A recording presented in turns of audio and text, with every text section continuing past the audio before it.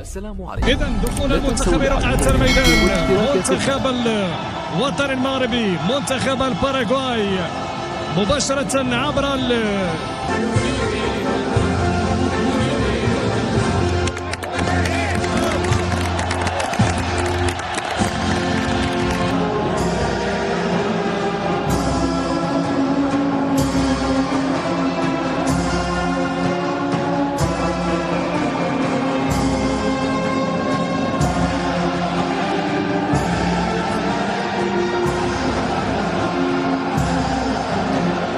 لدولة الباراغواي. تشكيل المنتخب الوطني والسادة والسيدات على مستوى الحراسة ياسين بونو، بقية الأسماء اليوم نصير مزراوي، غانم سايس، أشرف داري، أشرف حكيمي على مستوى الدفاع، في الارتكاز سفيان مرابط، أمين حارث، سفيان بوفال، عز الدين أناحي، أمين حارث إلى جانب لاعب ريان مايي.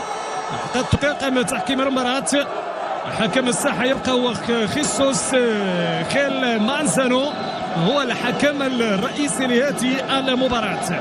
تشكيل منتخب الباراغواي على مستوى الحراسة سيلفا أنتوني دومينغو، بقية الأسماء سانتياغو دانييل، غوستافو بورتيو، فابيان، لحظات خيسوس جيل مانزانو في الصورة، الحكم الإسباني، طاقم تحكيمي إسباني من أجل قيادة هذه المباراة الودية بين المنتخبين الوطني المغربي ومنتخب الباراغواي. ضربة البداية جانب عناصر المنتخب الوطني المغربي، قررت على هذه المدرسة امام منتخب الباراغواي. تلعب ركلة ركنية خطيرة، فرصة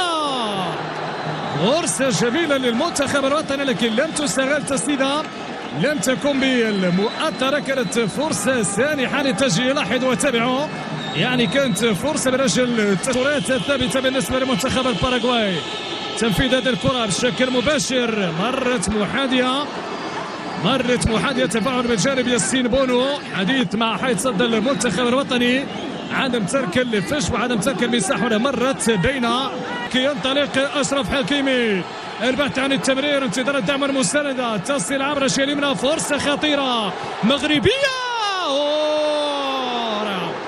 رائعة التيكي تاكا المغربية، رائعة اللمسات المغربية بحكيم ينطلق الى جانبه البوريق اشرف حكيمي، حكيم سياش تحضير، فرصه خطيره رائعه الهجمه للمنتخب الوطني. عز الدين ناحي، تسديده جميله، تحول سريع بعد ما قاد الهجمه. انطلق امين، مرر امين، حكيم سياش من جديد. هنا الكره البينيه بطريقه جميله، توغل، فرصه خطيره، فرصة رائعة للمنتخب الوطني المغربي، وتسديدة أمين حارث مرة جانبا، لكن اللمسة التي ظهرت لاحظ من حكيم سياش لأشرف حكيمي منح الكرة لأمين حارث، ربما أقول من مكان مناسب.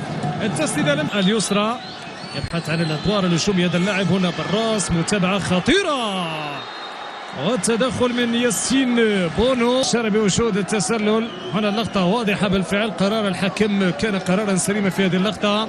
منتخب الباراغواي دفاعيا، هنا العرضية خطيرة، رائعة الهجمة، رائعة الهجمة بعد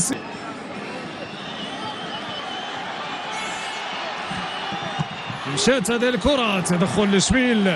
هنا نتابع يسارية أشرف حكيمي، محاولة استغلال بالراس حولي ريان مايي. شوف الانطلاقة، البحث عن العرضية، فرصة لمنتخب الباراغواي، تسديدة وياسين بونو. يعني ثالث هجمة لمنتخب الباراغواي تقريبا 8 دقائق. تابعنا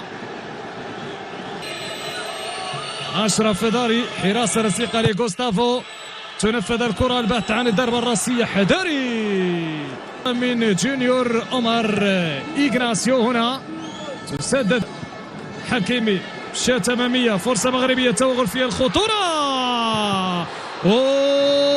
في الخطورة دائما للمنتخب الوطني، يسدد بوفال أمام الارتباك من منتخب الباراغواي. برافو شباب، برافو. الآن من خلال هذا الهجمة قد يستثمر ذلك المنتخب الوطني لرفع النسق للبحث عن الهدف. بوفال مشات أمامية، تيكي تاكا، مغربية مطالبة بركلة جزاء. كل فرصة مغربية وركلة الجهة اليسرى تصل لسفيان بوفيل. بوفون انطلاقة من بوفيل، فرصة تسدد جميلة جميلة الهجمة، تحول سريع، تحول أشرف حكيمي، وصل الكرة لحكيم زياش، انطلاقة من حكيم حكيم حتى على التسديدة رائع لمرمى منتخب الباراغواي. يلا شباب فرصة من جديد،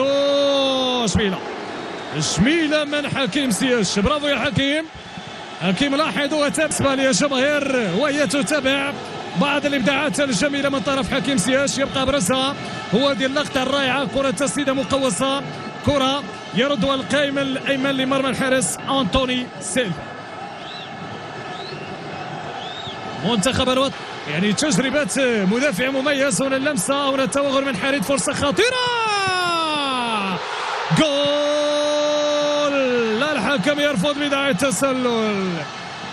الوصول لشباك منتخب باراغواي من خلال تمريرات قصيرة سيكون مهم جدا. هنا تقدم الفعل كان واضح بالنسبة لحكيم زياش. هدف قد نتابع هدف أخرى، هدف سيفتح الشهية.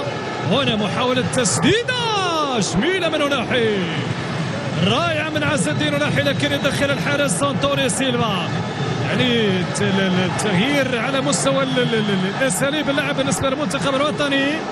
لاحظوا هذه جميله، رائعه اللقطه من نصير مسراج. بدات عناصر المنتخب الوطني بدل مفهوم تستعرض امكانياتها وقدراتها الفنيه والمهاريه. لاحظوا بهذا الشكل الثاني، لكن ينقص الهدف. تمريرات قصيره هذه خطيره،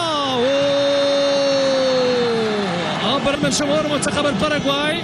هذا ابرز فرصه عبر ميغيل انخيل الميرو لاعب نيوكاسل، هو من تقدم ومن سلتح كان اللاعب ريان مايي. ركله ركنيه منتخب الباراغواي راسيه، والحارس ياسين، برافو ياسين. صمد زلزولي، انطلق عبد الصمد، مشى عبد الصمد، هنا لعبد الحميد صابري سدد الصابري مرة جانبا عن القائم الايمن لمرمى الحارس انطوني سيلفا. واحدة من فرص المنتخب الوطني المغربي في هذه الجولة الثانية. نتابع انطلاقة عبد الصمد الزلزولي من الجهة اليسرى، مهارة التوغل والتحضير، ثم التسديد من عبد الحميد.